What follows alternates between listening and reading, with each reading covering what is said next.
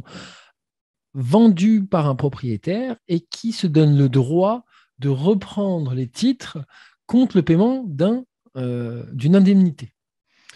Il a cette option pendant 5 ans maximum, et donc c'est un contrat qui dit, bah voilà, c'est des titres un peu particuliers, hein, qui dit, voilà, je vends des titres, mais je peux les reprendre si j'ai envie, et donc je les reprends au prix d'achat, plus une indemnité que je verse, bien entendu, à mon cher client ou cher acheteur pour le remercier. Sur les titres à rémunérer, vous l'avez compris, c'est que c'est des titres qui vont être vendus dans l'optique, enfin, ou dans la possibilité qu'il y ait une reprise. Cette reprise, elle sera effectuée sur le principal et il peut y avoir une indemnité, enfin, il y aura une indemnité en général compensatoire pour le propriétaire. Et donc, comment va se passer l'enregistrement? On va enregistrer l'acquisition des titres à rémunérer, hein, acquis en réméré. Donc, on les enregistre dans le compte concerné, 26, 27, 50, 512, 404 ou 464 au choix. Et enfin, on va avoir la situation où le réméré est exercé avant la clôture de l'exercice. Et donc là, s'il est exercé avant la clôture, donc durant le même exercice que l'acquisition, eh bien, on va rendre les titres, d'accord? Donc, comment je vais rendre les titres? Je vais juste extourner l'écriture principale, OK?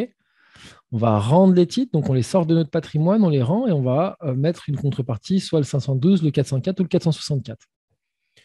On va percevoir une indemnité de résolution. Cette indemnité de résolution, elle est en produit financier 768. Et donc là, je vais recevoir mon indemnité de résolution.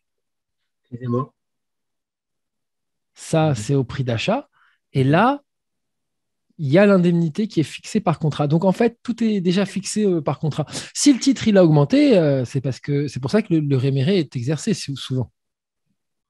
Alors, si le réméré il n'est pas exercé à la fin de l'exercice, à la date de clôture, il faudra se renseigner sur la volonté justement du propriétaire et du droit de reprise s'il souhaite le faire ou pas, s'il l'exercer ou pas. Donc, s'il exprime une volonté suffisante, l'acheteur doit procéder à des écritures qui vont permettre d'anticiper le réméré et l'exercice du réméré. Et donc, ici, l'acheteur va comptabiliser l'indemnité de résolution au 31-12 alors même qu'elle n'est pas exercée. Donc, on va procéder à la comptabilisation de cette indemnité de résolution. Et cette indemnité de résolution, elle est égale au montant de l'indemnité multiplié par le nombre de jours courus entre la date d'acquisition et la date de clôture. Tandis qu'on le divisera sur le nombre de jours entre la date d'acquisition et l'exercice de la clause.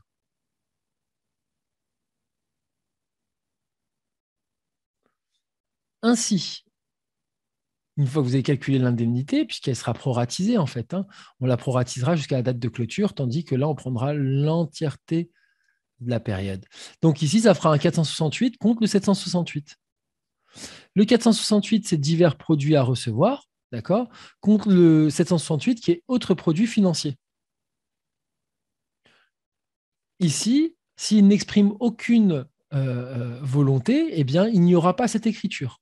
Ça, c'est une provision, hein, on enregistre, on passe en finalement produit à recevoir.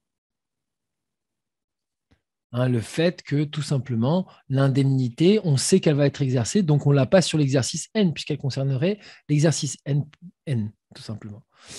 S'il n'exprime aucune volonté, eh bien l'acheteur n'enregistre pas cette écriture de clôture. Il n'a pas à faire le calcul de l'indemnité et l'écriture de clôture.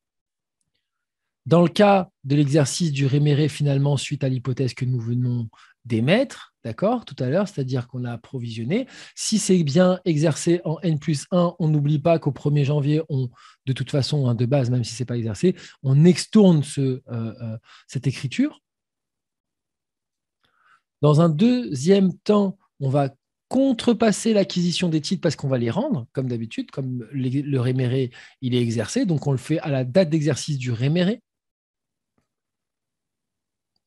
On enregistre la vraie indemnité et la réception des fonds de l'indemnité du contrat de réméré en 768, autre produit financier.